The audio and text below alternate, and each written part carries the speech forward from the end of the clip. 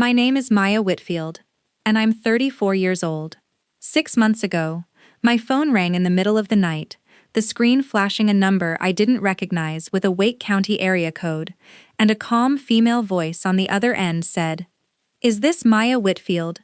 Emergency contact for Tyler Whitfield." I remember standing in my kitchen in Charlotte, North Carolina, at 2 in the morning, barefoot on the cold tile, thinking, nobody has called me that in years. Nobody has called me anything in years. But before I tell you about that phone call, and what I decided to do about it, I need to take you back to a different hospital, a different night, 18 months earlier, when I was the one on the table, and not one person from my family was in the building. Before we get into this, please like and subscribe, but only if this story truly resonates with you. And drop your location and local time in the comments. I want to know where you are right now. Okay, back to it. I grew up in a brick split level on Sardis Road in southeast Charlotte, the kind of house with a basketball hoop bolted over the garage and a magnolia tree in the front yard that dropped waxy leaves all over the driveway every fall. My father, Robert Whitfield, ran a small general contracting business out of a rented office on Independence Boulevard for 31 years, building decks and sunrooms for families in Myers Park and Eastover who could afford to pay him in full and on time.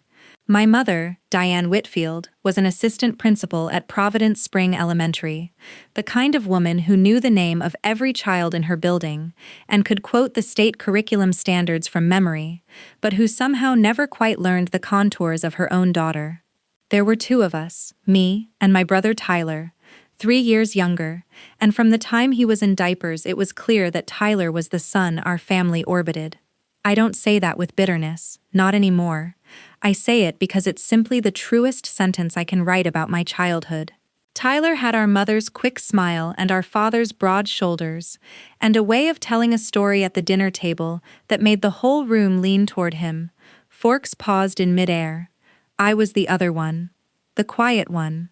The one who read in her room and got A's that nobody mentioned, and once won the regional spelling bee in 7th grade at Providence Day, an achievement that earned me a "That's nice, Maya," from my mother on her way out the door to watch Tyler's Little League game at Freedom Park.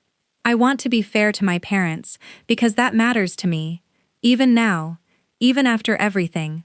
They were not cruel people, not in the cartoon sense.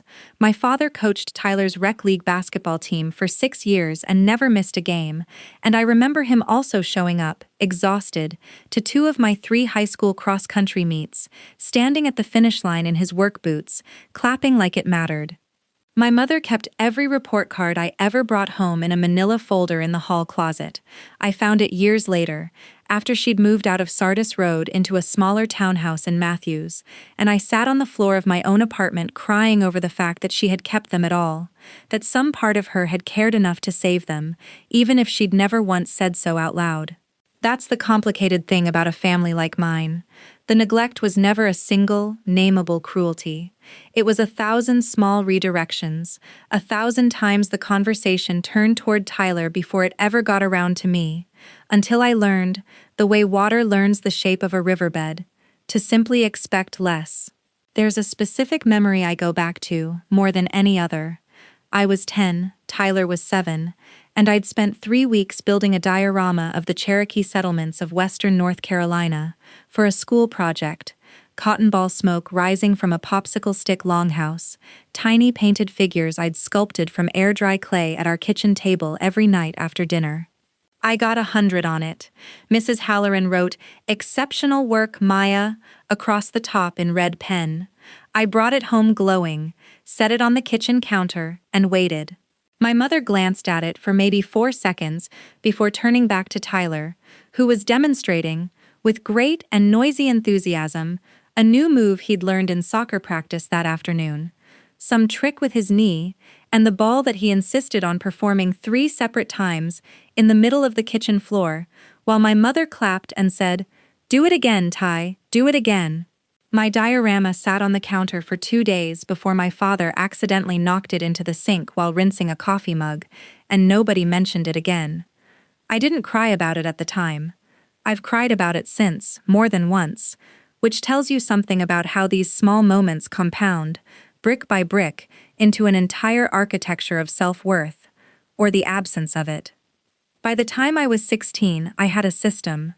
I didn't ask my parents for help with my college applications because I knew the help would arrive late, distracted, half-finished, so I drove myself to the public library on Beatty's Ford Road 3 nights a week and filled out the common application alone, using a guidance counselor named Mr. Doherty as my only real adult resource. He was the one who told me about need-based scholarships. He was the one who read my personal essay and told me, quietly, in his cramped office that smelled like burnt coffee, that I was the most self-directed student he'd worked with in 11 years. A compliment that lodged itself somewhere permanent in me, because it was the first time an adult had noticed the exact thing my parents never had, that I was doing all of this completely alone. I got into the University of North Carolina at Chapel Hill on a partial academic scholarship, and when I told my parents over dinner, my father said, "That's great, Maya," without looking up from his plate, and then asked Tyler, who was 13, how his travel soccer tryout had gone that afternoon. Tyler talked for 11 minutes about the tryout. I counted, because counting things like that had become, somewhere along the way, a strange private habit of mine. A way of proving to myself, with hard numbers, that what I felt wasn't imagined. I'm not telling you this story to relitigate my childhood. I'm telling you because you need to understand the architecture of my family before I can tell you what they did to me on March the 14th, 6 years ago, the day I had spinal surgery, and not one of them was in the building. Let me back up just slightly further, because the wound doesn't start on the day of the surgery.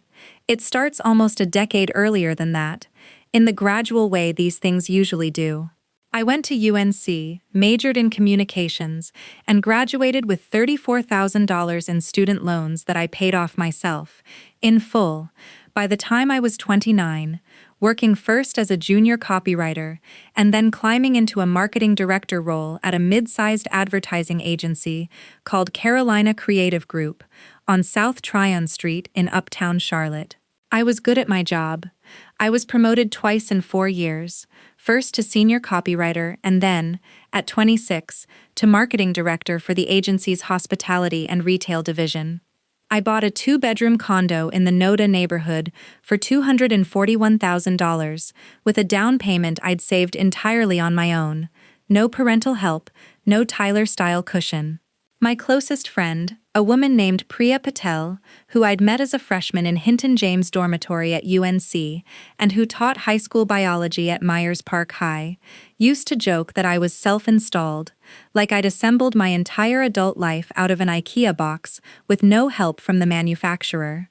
It was a joke, but it was also exactly true, and exactly the way I wanted it, because needing my family had stopped feeling safe a long time before that. Tyler, meanwhile, dropped out of NC State after 2.5 years to build something, which for the first 18 months meant living in my parents' basement and working part-time at a vitamin shop in the South Park Mall, while he tinkered with app prototypes on a laptop my father bought him for $1,800. My parents called this entrepreneurial spirit. When I had dropped a single internship at 20 because the unpaid commute from Chapel Hill to downtown Raleigh was financially unsustainable on a bus pass, my mother had called it a pattern of quitting over Christmas dinner in front of my grandmother in a tone that still makes my stomach tighten when I think about it. Different children, different vocabularies. By the time Tyler was 28, he'd landed on an idea he called Flow State, a productivity and wellness app that promised to optimize a user's daily schedule around their natural circadian energy peaks. It was a decent idea, I'll give him that. He pitched it well. He'd always known how to make a room lean toward him. In the spring I'm about to tell you about, he was 18 months into building it, burning through a small angel investment from a family friend of my father's, working out of a shared office space on Glenwood Avenue in Raleigh, sleeping 4 hours a night, and about to close what he called, breathlessly, on every phone call with our parents, the biggest moment of my life. My biggest moment, as it turned out, was scheduled for the exact same night. I'd been having back pain since I was 26, a dull ache that crept up my spine after long days at my desk, which I'd written off for years as posture, as stress, as the ordinary cost of doing business in an office chair. By the time I was 28, the pain had stopped being dull. It became a hot wire running down my left leg, numbness in my foot that made me trip on flat sidewalks outside my own condo, nights where I couldn't find a position in bed that didn't feel like someone was pressing a thumb directly into my spinal cord. An MRI at Atrium Health Carolinas Medical Center, read by a spine specialist named Dr. Sarah Kim, showed what she called a grade 2 spondylolisthesis at L4-L5. One of the vertebrae in my lower back had slipped forward over the one beneath it, compressing the nerve. Dr. Kim, a precise, kind woman in her 50s, with silver-rimmed glasses and a habit of drawing diagrams on the exam table paper, told me in January that I needed a spinal fusion. Surgery, hardware, a recovery of 3 to 6 months, and this part, she said gently, watching my face, the way doctors watch for the thing patients are too afraid to ask. Someone who could be at the hospital and at my apartment afterward, for at least the first week. This isn't a surgery you sail through on independence alone, she told me, setting down her pen. The first 48 hours, you need a person, not a nurse call button, a person. I called my mother that same afternoon, sitting in the parking deck of the medical building on Scott Avenue, my hands still shaking slightly from the appointment. I told her everything Dr. Kim had said. I told her the surgery would likely be scheduled for March. I told her, and I remember exactly how my voice sounded saying it, careful and small, like I was asking for something enormous. I think I'm going to need someone there. At the hospital, for at least the day of. My mother said, "Of course, honey, just let us know the date." I believed her. That's the part that still gets me, even now. I believed her completely. The surgery date came back as March the 14th, a Thursday. I told my parents the second the hospital confirmed it, in a group text that included both of them and, foolishly, optimistically, Tyler too, because I still, even at 28 years old, even after a lifetime of evidence to the contrary, wanted my brother to care that something hard was happening to me. Nobody responded for 2 days. When my mother finally texted back, it was 4 words, "We'll be there, sweetie." What I did not know, what nobody told me until 11 days before the surgery, was that March the 14th was also the night of Flow State's official launch party, a black-tie investor showcase at a venue called the Stock Room at 2:30 in downtown Raleigh. Hosted by a venture capital firm called Bullpen Ventures, who had agreed to lead a $2.3 million seed round contingent, Tyler said breathlessly on a family phone call I happened to be on speaker for while sitting in my own living room, on strong turnout and strong family presence in the room, because investors want to see that the founder has real support behind him. I remember sitting on my couch, my laptop open on my knees, the call on speaker on the coffee table, listening to my father say, "We wouldn't miss it for the world, son," and feeling something in my chest go very cold and very quiet. I didn't say anything that night. I told myself there was still time, that surely once they thought about the actual calendar, once they actually looked at the date, they would realize the conflict and choose me. I gave them 11 days to realize it on their own. They never did. So on March the 3rd, I called my mother directly and said, as plainly as I could manage, "Mom, my surgery is the same night as Tyler's launch party. The 14th. I need you to choose me for this one." There was a pause on the line, the kind of pause that, looking back, told me everything before she said a single word. "Maya, it's one night," she said. "You'll have the surgical team. You'll have nurses. This is the single biggest night of your brother's career. Bullpen is flying in 2 partners from California. We can come see you the next morning. First thing, I promise." "I won't be conscious the next morning," I said. "I'll be in recovery on a morphine drip. I need somebody in the building when I wake up from anesthesia, Mom." That's what the discharge nurse means when she says I need a support person. "Your father can come," she offered, like she was negotiating a custody arrangement. "Dad's not coming either?" He has to be there for Tyler. You know how he gets before things like this. He needs us both. I want you to sit with that sentence for a second, the way I had to sit with it. Alone. In my kitchen. Holding my phone so tightly my knuckles went white. He needs us both. Not, your daughter needs at least one of us. Not, our son will survive a launch party without his parents standing in the back of the room, but our daughter might not survive major spinal surgery without someone in the building who loves her. He needs us both, she said, about a 31-year-old man pitching an app to venture capitalists, while I, her 28-year-old daughter, was about to have a surgeon split open my lower back and fuse 2 vertebrae together with titanium hardware. I called my father directly 2 days later, hoping, and I'm almost embarrassed now at how much hope I still had left in me at that point, that he'd see it differently. He didn't. He told me, gently, the way you'd explain something to a child you were disappointed in, that your mother and I talked about it, and we think this is the right call. Tyler's whole future could hinge on this one night. You're going to be fine, sweetheart. You're tough. You've always been tough. As though my toughness was a resource they were entitled to spend, the way you'd spend a line of credit. As though being capable of surviving without support was the same thing as not needing it. I asked Priya to come instead. She didn't hesitate for a second. She said yes before I even finished the sentence, and then she said something I've never forgotten. Maya, I would crawl across Raleigh on broken glass before I'd skip this. What is wrong with your family? I also called my elderly next-door neighbor, a retired ICU nurse named Eleanor Voss, who'd lived alone in the unit beside mine for 9 years and had become something like a surrogate grandmother to me, over countless evenings on our shared balcony, drinking sweet tea and talking about everything and nothing. Eleanor, who was 71 and had survived a hip replacement of her own 2 years earlier, told me without a second of hesitation that she'd be there at 6 in the morning with coffee and would stay as long as the hospital allowed visitors.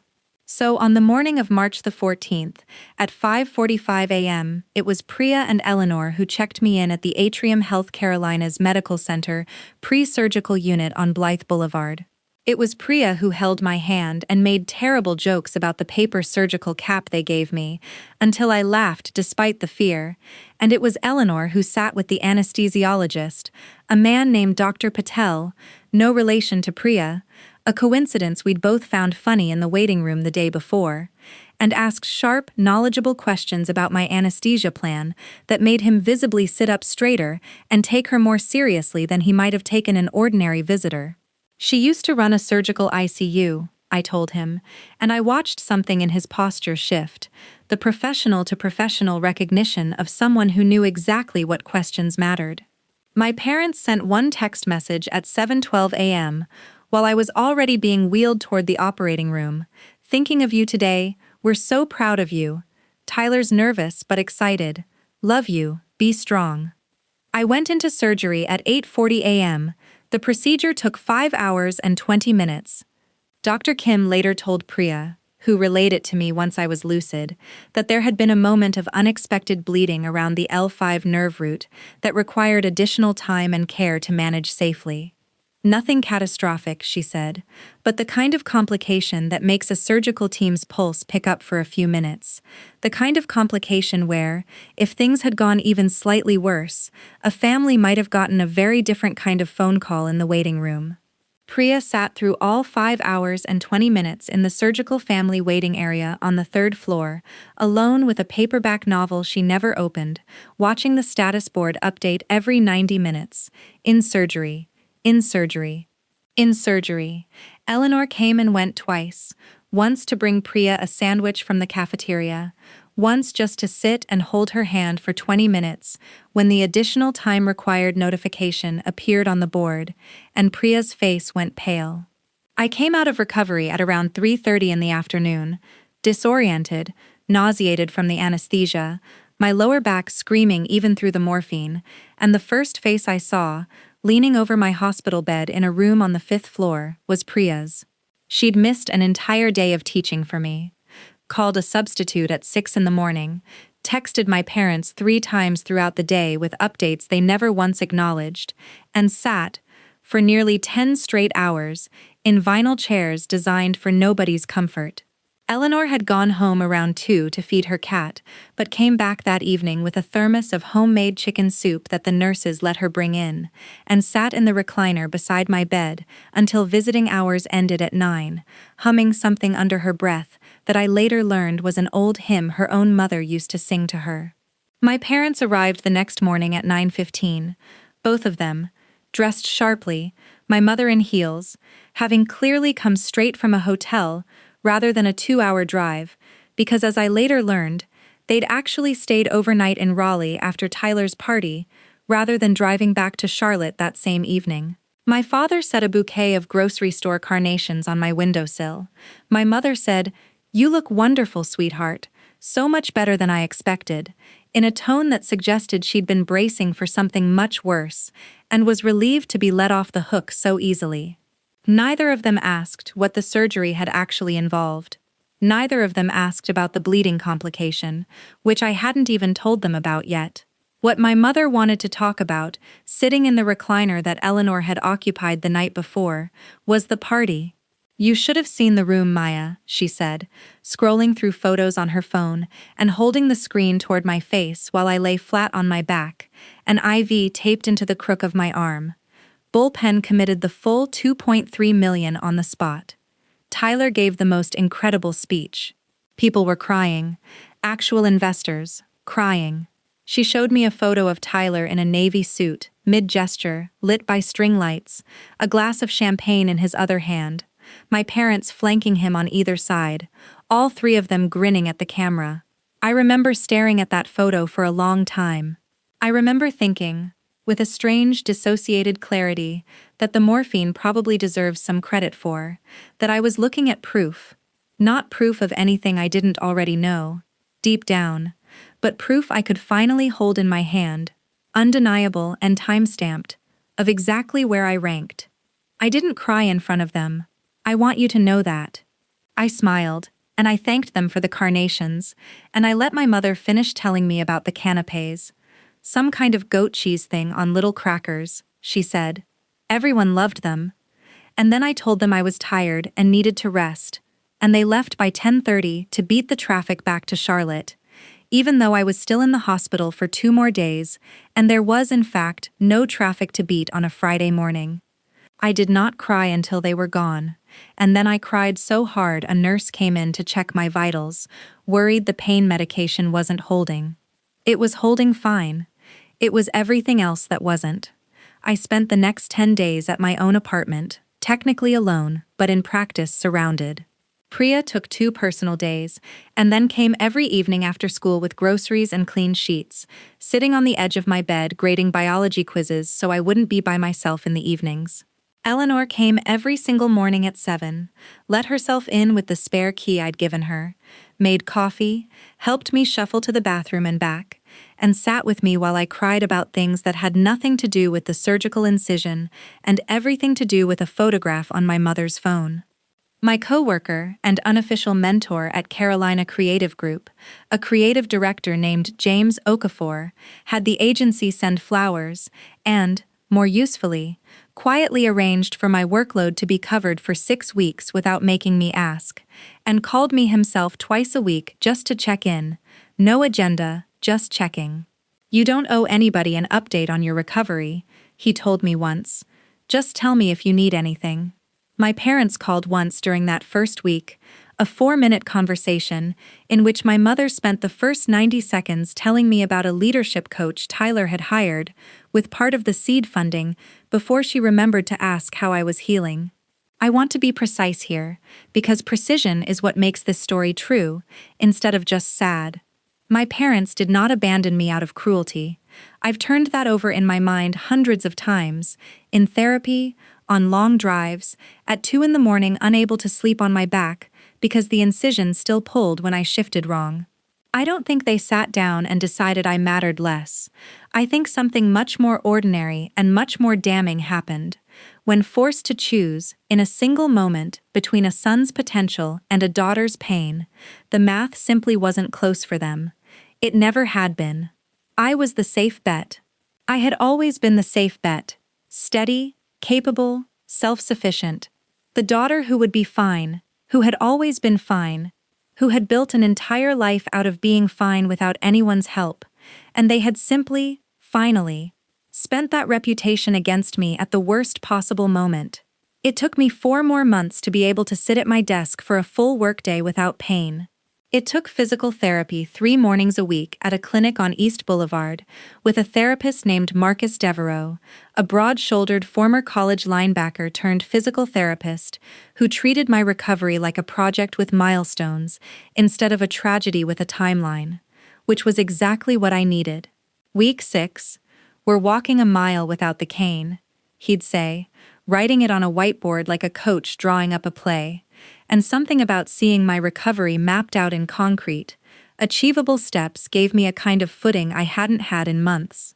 It took Priya dragging me, against my protests, to a Sunday morning farmer's market on South Boulevard 4 months post-surgery, just to prove to myself I could walk a few blocks without my leg going numb, buying a jar of local honey from a vendor and crying. A little, right there at the stand, because the act of standing upright in the sun felt like a small miracle. It took Eleanor teaching me to make her chicken soup from scratch on a Tuesday evening, narrating the recipe like a woman passing down a family heirloom, which, in a strange way, she was. A Voss family recipe that had come from her own grandmother in rural Georgia, now being handed to a woman who shared none of her blood but all of her kitchen table. It took, most of all, almost a full year before I stopped flinching every time my phone rang with my mother's name on the screen, half bracing for an apology that never came, and half bracing for another small, casual cruelty disguised as ordinary conversation. But here's the thing about being the daughter who learned, very young, how to build a life without waiting for anyone's help. I already had the tools. I just had to use them on something bigger than a spelling bee or a college application this time. I had to use them on myself. The wilderness, if you want to call it that, started small and grew slowly, the way real rebuilding always does. Nothing like the montage version people imagine. 8 months after my surgery, fully healed, walking 5 miles a day to rebuild my core strength, I made a decision that had been quietly forming in me for longer than I'd admitted. I left Carolina Creative Group, not because I disliked it, but because I'd spent the entire recovery realizing how much of my identity had been built around being useful to other people's projects, my parents, Tyler's even, in a smaller way, my employers. I wanted, for the first time in my life, to build something that was entirely, unambiguously mine. I remember the exact night I decided, sitting on my apartment balcony with Eleanor, a glass of iced tea sweating in my hand, the Charlotte skyline glowing faintly in the distance. "What's stopping you?" she asked. And I gave her a list of reasons: the risk, the loss of a steady paycheck, the fear of failing publicly in a way my family would somehow make about themselves. And she listened to the whole list and then said, simply, "None of those are the real reason. The real reason is you've never once in your life been allowed to want something just because you wanted it." I sat with that for a long time after she said it. I think, in a lot of ways, that sentence is the hinge the rest of my life swung open on. With $38,000 in savings and a single terrifying leap, I started my own brand strategy consultancy, which I called Whitfield Brand Co. Keeping my own name on the door felt important, like a small private reclamation of something that had never quite felt like mine before. James Okafor, who'd watched me work for 6 years, became my first referral source, sending 2 small clients my way before I'd even finished setting up my business license through the North Carolina Secretary of State's office. I worked out of my NODA condo for the first year, then out of a shared co-working space on North Davidson Street for the second, a converted warehouse with exposed brick and a coffee bar where I met half the small business owners who eventually became my clients.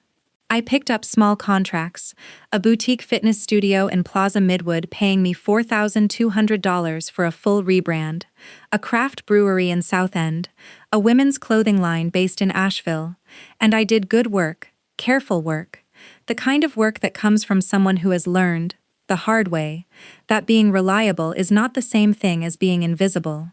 I remember the first time a client cried during a presentation, not from disappointment but because the brand story I'd built for her small business, a single mother who'd started a candle company after her divorce, finally felt like it captured who she actually was. "You saw me," she said, and something in me recognized that feeling completely, because being seen was the one thing I'd spent 28 years not getting from the people who were supposed to give it to me most. By the second year, I'd landed my first six-figure contract, a year-long rebrand for a regional outdoor retail chain called Trailhead Outdoor Co., headquartered in Greenville, South Carolina, with 11 stores across the Carolinas. The contract was worth $340,000 over 12 months. I signed it sitting at my own kitchen table, alone, on a Tuesday afternoon, and I remember calling no one to tell them at first. Not because I had no one to call, but because, for the first time in my life, the achievement itself was enough. I didn't need it witnessed by the people who'd taught me to need permission to feel proud of myself. That's not entirely true, actually. I did call someone, eventually, that same evening. I called Eleanor, who was 81 by then and had moved to an assisted living community called Sharon Towers in Ballantyne, but still answered her phone on the second ring, like she'd been waiting for it. She cried. She said, "I always knew you'd build something they couldn't take credit for." And I sat in my kitchen and cried too. The good kind of crying, the kind that doesn't hurt afterward. My relationship with my parents during those 2 years existed in a kind of low hum of obligation.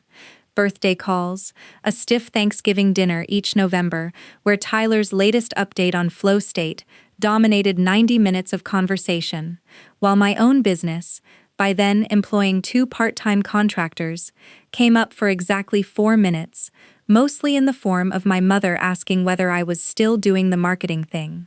I went because not going felt like a confrontation I wasn't ready to have, and because some old, stubborn part of me still hoped that enough quiet success on my part would eventually, finally, earn their attention.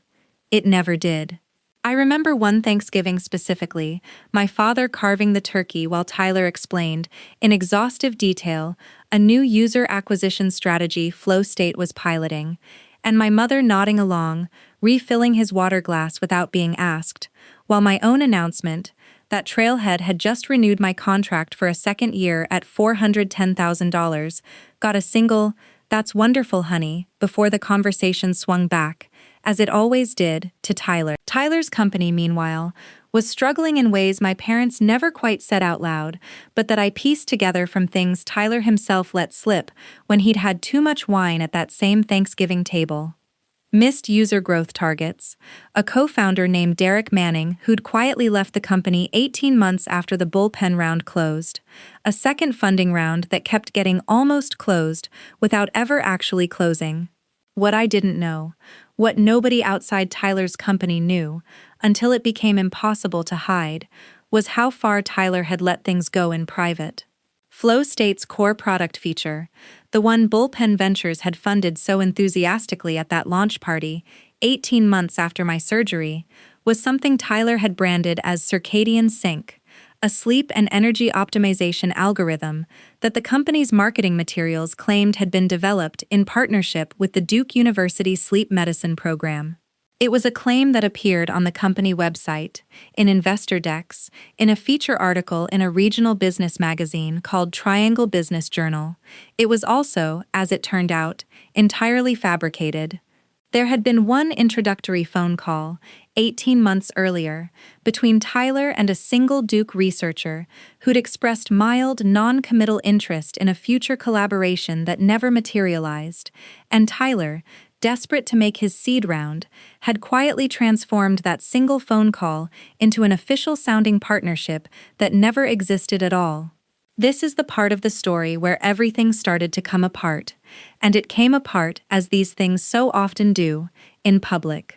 The slow unraveling had actually started months earlier, investors growing colder, a key engineering hire quietly leaving the company, the second funding round stalling out entirely, But the moment everything truly broke open happened on a Tuesday morning in late September, when a freelance tech journalist named Renata Cho, writing for a Raleigh-Durham business publication called The Triangle Ledger, published an investigative piece titled Flow State's Phantom Partnership: How a Charlotte Startup Built Its Pitch on a Lie. Renata had done what nobody at Bullpen Ventures had apparently bothered to do during their original due diligence. She'd called Duke University's sleep medicine program directly and asked them, point blank, about their partnership with Flow State. The program's director told her, on the record, that no such partnership existed, had ever existed, or had ever been formally discussed beyond a single exploratory phone call that led nowhere. The article spread fast through the Raleigh-Durham tech community, then into Charlotte business circles, then, within 48 hours, into my mother's group text with 3 of her former colleagues from Providence Spring Elementary, one of whom apparently sent her the link with a single line, "Isn't this your son's company?" I found out about all of it the way I find out about most things in my family now, secondhand, late, and accidentally. Priya, who still followed Triangle area tech news for reasons of her own curiosity, texted me a link to the article with the message, "Maya, is this your brother?" I read it standing in my kitchen, the same kitchen where, 18 months earlier, I'd sat alone signing the Trailhead contract.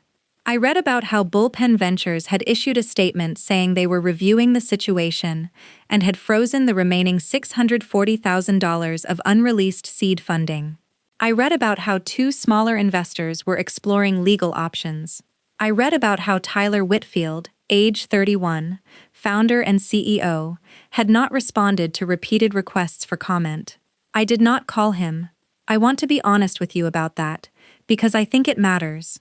I did not reach out, not because I didn't care, but because I had spent 2 years building a version of myself that did not insert herself into crises she hadn't been invited into, and Tyler had never, not once, in 28 years, invited me into anything that mattered to him. I watched, mostly through Priya's texted updates and the occasional follow-up article, as the story metastasized. Bullpen formally pulled out of Flow State entirely, citing material misrepresentation, a phrase that, I'd later learn from a lawyer friend of Priya's, carries real legal weight. 2 smaller angel investors filed a joint civil suit alleging fraud. Flow State's 9 remaining employees were laid off in a single afternoon, informed over a company-wide Slack message that the office lease on Glenwood Avenue would not be renewed past the end of the month. My mother called me 11 days after the article broke. It was the first time she'd called me, not texted, not waited for a holiday, in what felt like over a year. I almost didn't answer. I'm glad, in the end, that I did, because what she said taught me something important about exactly how unchanged my family still was, even now, even watching their golden child's life visibly collapse in real time.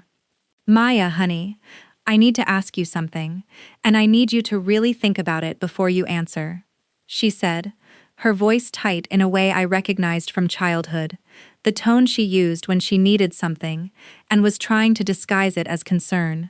Tyler's in a really dark place right now. The lawsuits, the press, it's destroying him. Your father and I were wondering if you might be able to help him out. Just temporarily. He's going to need a place to stay, and some of your marketing contacts could really help him rebuild his reputation. You're so good at that kind of thing now. 6 words that contained, somehow, the entire architecture of my childhood, the years of my own achievements going unmentioned, suddenly converted, the second they became useful, into a resource to be deployed on Tyler's behalf. I sat with the phone against my ear for a long moment, looking out my kitchen window at the magnolia tree 2 doors down that reminded me, every spring, of the one in my parents' old front yard. Mom, I said, finally, where was Tyler 18 months ago, the night I had spinal surgery? There was a pause. Maya, this is a completely different situation. It's the exact same situation, I said. It's just that this time, it's him who needs someone in the building. She didn't have an answer for that. She said something about how I was bringing up old history and how Tyler needed his family right now, more than ever, and I told her, calmly, that I needed to think about it, and I hung up before the conversation could go anywhere worse. I sat at my kitchen table for a long time after that call. I thought about the photo of the three of them at the launch party, lit up and laughing, while I lay alone on a hospital bed 2 hours away. I thought about Eleanor's chicken soup, and Priya canceling a day of school without being asked twice, and Marcus Devereaux writing, "Week 6 1 mile no cane," on a whiteboard, like my recovery mattered to him personally, and the fact that the people who showed up for me when it mattered were never, not once, the people whose last name I shared. I want to tell you that I made some grand, righteous decision in that moment to cut everyone off forever and never look back. But that's not what happened, and I think it's important to tell you the truth instead of the satisfying version. What actually happened is that I went to bed that night undecided, and woke up the next morning still undecided, and went about my work week. A client call with Trailhead Outdoor Co. about their spring campaign, a strategy session with a new client, a bakery chain based in Winston-Salem, still undecided. I was undecided, in fact, for 3 more weeks, which is exactly how long it took before the second phone call came. This one came at 1:47 in the morning, on a Wednesday in late October, the screen lighting up my dark bedroom with a Wake County number I didn't recognize. I almost let it go to voicemail, something, instinct maybe, or just the particular wakefulness that comes from a phone ringing at that hour, made me answer. "Is this Maya Whitfield?" A calm, professional female voice asked. "I'm calling from Wake Med Raleigh campus. We have a patient here, a Tyler Whitfield, who's listed you as his emergency contact. I want to tell you that my heart didn't drop, that 2 years of boundary work and therapy had inoculated me completely against the particular gut punch of hearing my brother's name attached to the word patient, but that would be a lie. It dropped instantly, completely, the way it would for anyone whose sibling, however complicated, was suddenly in a hospital. The nurse told me Tyler had been brought in by ambulance after collapsing at a friend's apartment. Chest pain, shortness of breath, a racing heart rate that the ER team initially worried was a cardiac event in a man not yet 32. They'd later determine it was a severe panic attack, compounded by acute stress, dehydration, and what the attending physician delicately called exhaustion. The kind of exhaustion, I understood without being told, that comes from watching your entire identity collapse in public over the course of 3 weeks. What struck me hardest, standing in my dark bedroom with the phone pressed to my ear, was not that Tyler was in a hospital. It was that I was the one they'd called. I asked the nurse, my voice steadier than I expected, why I was listed as his emergency contact instead of our parents.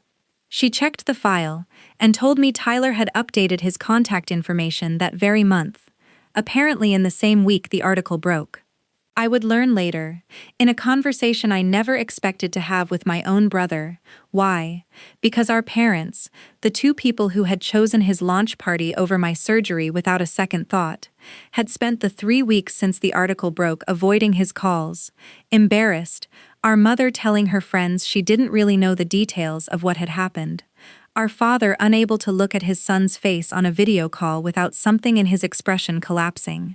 Tyler, in the lowest moment of his entire life, had looked at the 2 people who had always chosen him, and realized, for the first time, that they would not be choosing him this time. And so, in a moment of crisis, with some instinct I still don't fully understand, he had listed me. I drove to Raleigh that night, 2 hours, dark highway, the radio off, my hands steady on the wheel, even though nothing inside me felt steady at all. I want to tell you I drove there as an act of forgiveness, but that wouldn't be true either. I drove there because, whatever else was true about my brother, whatever I had learned about the kind of family we came from, I was not going to let him wake up from a panic attack in an unfamiliar hospital with no one in the building. Not because he deserved better than what he'd given me, because I had decided, somewhere in those 3 undecided weeks, that the kind of person I wanted to be was not defined by the kind of family that had raised me. I sat with him for 4 hours, through the rest of the night, in a curtained ER bay at Wake Med, watching the monitors, holding a paper cup of vending machine coffee neither of us drank. He looked smaller than I remembered, unshaven, his eyes red-rimmed, the confident founder from that photograph entirely gone. Around 4 in the morning, somewhere in the gray hour before dawn, he started talking. Not an apology exactly, not at first, more like the unguarded confession of a man who'd run out of the energy required to keep performing competence. He told me about the Duke call that had become a partnership in the pitch deck because Bullpen's lead partner had asked, in their second meeting, whether the science was validated, and Tyler, terrified of losing the deal, had said yes before he'd thought it through, and then had spent 18 months unable to find a way to walk the lie back without losing everything. He told me he'd known, for almost a year, that it was going to collapse, and had kept building anyway, telling himself he'd fix it before anyone noticed. I used to lie awake at 3 in the morning, he said, staring at the ceiling tiles, rehearsing how I'd explain it to investors. I never once rehearsed how I'd explain it to you. He laughed, a short, hollow sound. I don't even know why that's the thing I keep thinking about right now. You, specifically. Maybe because I'm the one who showed up, I said. He didn't answer that. Around 5 a.m., with the hospital quiet around us, he said, "Mom and Dad haven't called me back in 9 days. He said it the way you'd report a temperature. Flat, almost clinical, like he was still trying to figure out whether it was supposed to hurt as much as it did. And I sat there, in that curtained bay, and felt something complicated move through me. Not satisfaction exactly, though I won't pretend there wasn't some small, ugly part of me that recognized the shape of what he was describing. Mostly what I felt was something closer to grief. Grief for both of us, really, for the fact that it had taken his entire public collapse for him to learn, at 31, the lesson I'd absorbed by the time I was 8, that our parents' love had a ledger, and it only ever balanced in one direction. I know what that feels like, I told him, finally. I've known what that feels like for a long time. He didn't say anything for almost a full minute. Then he said, very quietly, "The surgery. I never asked you what that was actually like. I don't think I ever even asked." "No," I said. "You didn't. What was it like?" And so, at 5 in the morning, in a curtained ER bay, I told my brother, for the first time in 6 years, what it had actually felt like. The fear before, the specific loneliness of being wheeled into an operating room while my family celebrated 2 hours away, the photograph on my mother's phone, the 10 days of recovery held together by a friend and a neighbor instead of blood. He listened without interrupting, which was new, and when I finished he said, "I'm sorry," and it was the first time in either of our lives that an apology from him had ever sounded like it cost him something to say.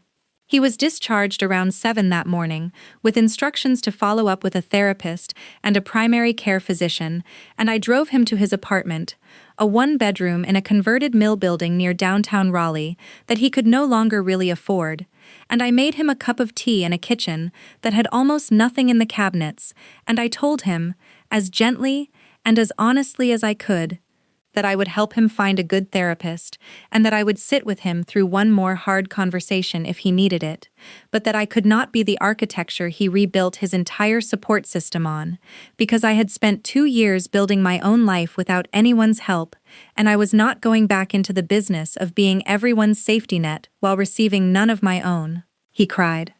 Not performatively, quietly, the way people cry when they're finally being told a true thing they've needed to hear for a long time.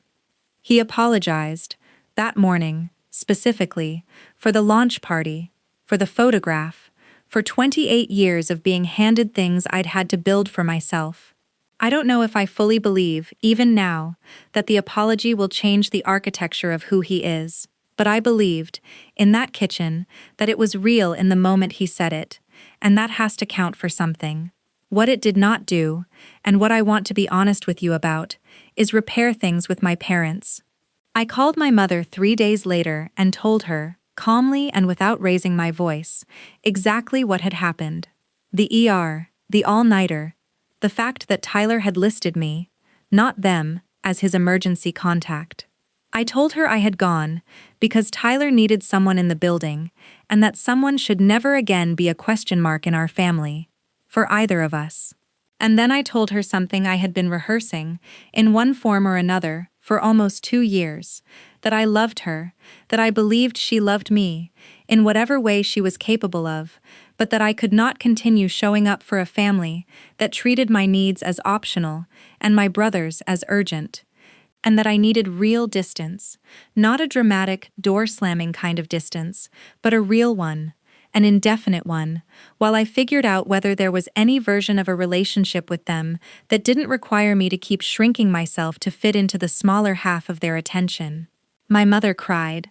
She said I was being dramatic, and then, in the same breath, asked if I was sure, and then, a moment later, told me she understood, in a voice that suggested she didn't. Not really. Not yet. Maybe not ever. My father, when he eventually called a week later, said almost nothing at all, just that he was sorry I felt that way, a sentence so carefully evasive of actual responsibility that I almost laughed, except it wasn't funny. It had never been funny. It was just the same man who had told me, 6 years earlier, that I was tough enough to survive surgery without him in the building. I started seeing a therapist myself around that time, a woman named Dr. Bianca Foster, who practiced out of an office on East Boulevard, not far from Marcus Devereaux's physical therapy clinic, which felt like a strange, quiet symmetry. The same street where I'd rebuilt my spine, now becoming the street where I rebuilt something less visible. Dr. Foster was the one who first said the word scapegoat out loud in relation to my family, gently, almost as a question, watching to see if it landed. It landed. It landed so hard I had to sit with it for the rest of that session in near silence, turning the word over like a stone I'd been carrying without knowing its name. "You've spent your whole life being the load-bearing wall of that family," she told me once, "and load-bearing walls don't get thanked. They just get built around." It has been 6 months since that ER night. I have not gone fully no contact in the dramatic, cinematic sense some people imagine when they hear that phrase. There is no blocked number, no burned bridge, no scene. What there is, instead, is quiet. I send a card on my mother's birthday. I do not attend Thanksgiving this year, and I have told them, simply, that I'm spending it with Priya's family in Charlotte and with Eleanor at Sharon Towers, both of whom have, without ever once being asked, made more room for me at their tables than my own family ever did at theirs. Priya's mother, a warm, no-nonsense woman named Anjali Patel, has taken to calling me her second daughter at every holiday gathering, a title I never asked for and have come, slowly, to treasure more than almost anything. Tyler and I talk now, maybe twice a month, careful, still rebuilding something neither of us fully understands yet, but real in a way nothing between us ever was before. He's working a salaried product job now, at a software company in Durham, paying down the personal debt he took on trying to keep Flow State alive, and last month he sent me a text that just said, "Happy anniversary of your surgery. I think about that day a lot now. I'm sorry it took me so long." I didn't respond right away. I sat with it for a few hours before I wrote back. "Thank you for saying that. It wasn't everything, but it was something. And these days I've learned to let something be enough, instead of waiting around for everything." Whitfield Brand Co. signed its largest contract yet 2 months ago, a $610,000 annual retainer with a regional healthcare network expanding across 3 states, a deal I closed in a conference room without a single member of my family knowing it had even happened, and I sat in my car afterward in the parking deck on South Tryon Street, the same kind of parking deck where I'd once sat shaking, holding my phone, learning the results of an MRI that would change my life. This time I wasn't shaking. I called Eleanor first, and then Priya, and then I sat there for a long while doing absolutely nothing at all, just breathing, in a life I had built almost entirely with my own 2 hands, brick by brick, the way my father used to build sunrooms for other people's families, except this time the family I was building it for was finally, At last, my own. I think about that hospital room sometimes, the one from 6 years ago, lying flat on my back with carnations on the windowsill, and a photograph of my parents grinning beside my brother, held up 2 inches from my face. I used to think that day was the worst thing that had ever happened to me. I've come to understand it differently now. It wasn't the wound that broke me, it was the wound that finally showed me, with a clarity nothing softer ever could have, exactly which people in my life were willing to be in the room when it mattered, and exactly which people I needed to stop waiting for. I didn't get the family I was promised, but I got Eleanor's chicken soup recipe, and Priya's unshakable loyalty, and Marcus's whiteboard milestones, and James's quiet, undemanding faith in me, and a business with my own name on the door, and, lately, the first honest conversations I've ever had with my brother. It's not the family I was supposed to have, but it's mine, and it's real, and most nights now, lying in my own bed, my back finally, fully healed, that's more than enough to fall asleep on. If you see yourself in my story, if you've ever been the one they chose to leave behind, what would you have done? Leave a comment. I'd really love to know. And if you want more stories like this one, check the description below.